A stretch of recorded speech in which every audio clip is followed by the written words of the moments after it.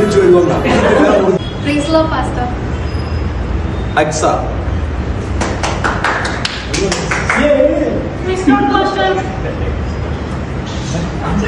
ആടിന്റെ തൊണ്ടയ്ക്ക് ആരോ പിടിച്ചിട്ടുണ്ട്. നല്ലതുപോലെ പറയണം.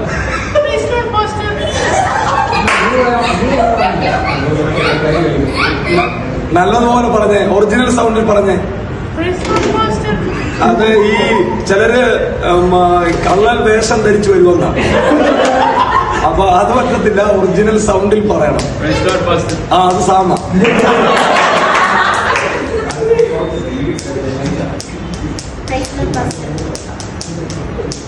Once again,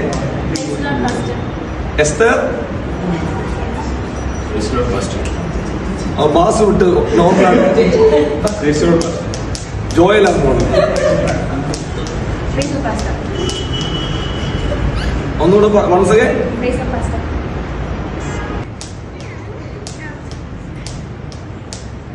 Salomi.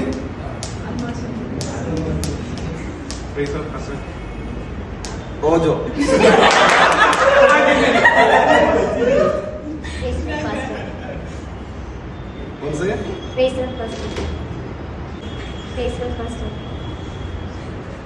Correct voice ആണോ അത്?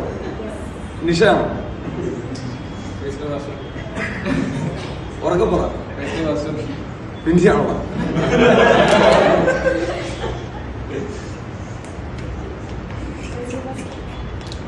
തൊണ്ടയ്ക്ക് ആരെങ്കിലും പിടിച്ചിട്ടുണ്ട്? ഉറക്കെ പറ.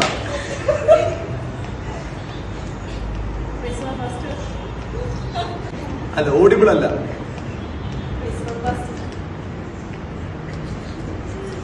അത് സിജിയാണ്.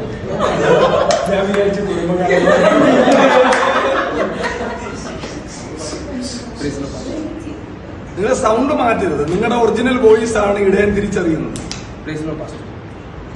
അത് ഫിബില. മനോജ്ഞ ഒന്നുകൂടെ പറഞ്ഞ. ഒന്നുകൂടെ പറഞ്ഞു. അത് സ്നേഹ.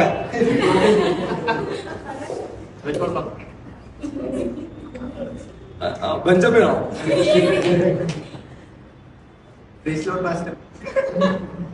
ഒന്നുകൂടെ പറഞ്ഞേ. അത് നിബിലാണല്ലേ?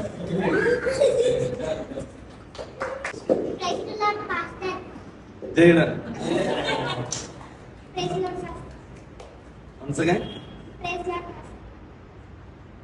മിന്നു.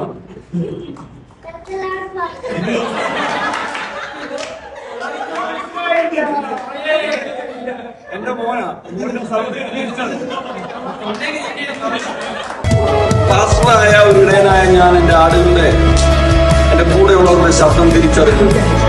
ഒരപ്പനായ ഞാൻ എന്റെ മക്കളുടെ സൗണ്ട് തിരിച്ചറിഞ്ഞു എന്നതുപോലെ നമ്മൾ ഭൂമിയുടെ ഏത് അറ്റത്ത് നിന്ന് വിളിച്ചാലും നമ്മളുടെ സൃഷ്ടാവാം ദൈവം ഏത് ആൾക്കൂട്ടത്തിന്റെ ഇടയിൽ നിന്നും, എത്ര ലക്ഷോപലക്ഷം കോടിക്കണക്കിന് ജനത്തിന്റെ ഇടയിൽ നിന്നും നമ്മൾ അപ്പായെന്ന് വിളിക്കുമ്പോൾ നമ്മളെ വ്യക്തിപരമായി തിരിച്ചറിയുന്ന ഒരു ദൈവം നമുക്കുണ്ട്. ആകയാൽ ഇന്ന് നിങ്ങളായിരിക്കുന്ന ഏത് സാഹചര്യങ്ങളുടെ നടുവിലും നിങ്ങൾ അപ്പാ എന്ന് വിളിച്ചാൽ നിങ്ങൾ ആരാണ്, എവിടെയാണ്, ഏത് സാഹചര്യത്തിലാണ് വിളിച്ചതെന്ന് തിരിച്ചറിയുന്ന ഒരു ദൈവം യേശു നമുക്കുണ്ട്. അവൻ നല്ല ഇടയനാണ്. അവൻ നമ്മളെ അറിയുന്നു. തന്റെ ആടുകളുടെ ശബ്ദം ഇടയൻ തിരിച്ചറിയും.